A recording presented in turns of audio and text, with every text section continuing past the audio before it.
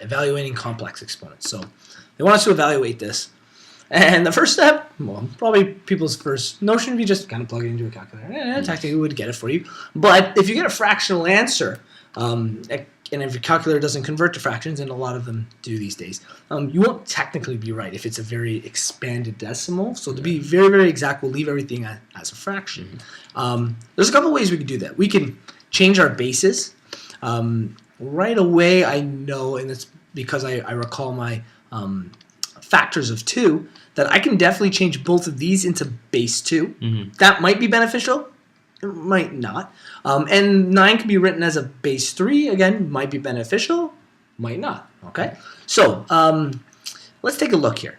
The fraction, when we have a fraction as an exponent, essentially what it is it's 2 exponents that have been multiplied together. So let's focus on the 64 here. 64 to the power of, and I can write it as 5 times 1/6.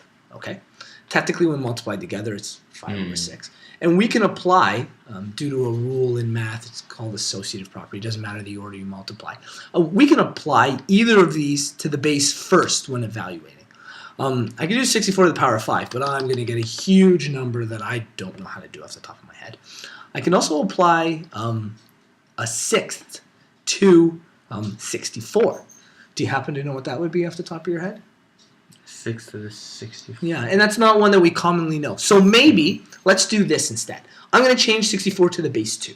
Okay, and then we'll work that way, and then I'll come back to this and talk about how we could have made it even simpler off the beginning. So we'll quickly run through our base 2s since I said that I noticed that I can do those. 2, 1 is 2. 2 to the 2 is 4. 2 to the 3 is 8. 2 to the 4 is 16. 2 to the 5 is 32, and you just kind of double them to find your way through, right? 2 to the 6 gives us 64. So right off the bat, we got 2 to the 4th is our value of 16, and 64 is 2 to the 6th here. Okay, so we can plug those in, and they might help a lot with our simplification here. So let's try that idea. So we have an expression that is equal to 2 to the power of 6 times 5 to the 6. This is like that power of a power where you have to multiply the 2. Yep. Okay? And 2 to the power of, where is it here? 4 times negative 3 over 4. So, still all divided by the 9, and the 9 is the power of 3 over 2. Okay. When multiplying fractions, I can make a whole number fraction by putting it over 1. Okay? And what that does here is I can essentially eliminate these 2 6s. So now that I can eliminate these 2 6s,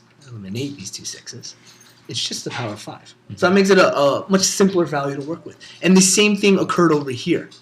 Okay? Yeah, exactly. So we can eliminate those. So this makes it far, far simpler to look at. So let's go that route. So we now know that this is 2, these 6s. They say they cancel out, but the idea is that they become a value of 1. They create a 1. And same with the 4s, they create a 1. You go to the power of 5, and then you go 2 to the power of negative 3. Okay? So because those cancel out. Now, and again, these are technically multiplied by each other.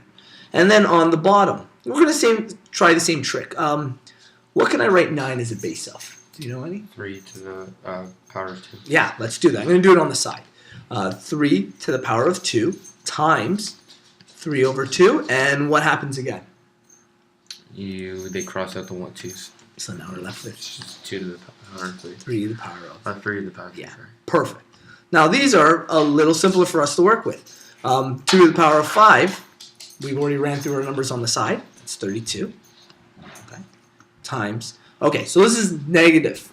Do you know what this becomes? We need to actually invert the base of this. Yeah. So when we invert the base, it's 1 over 2.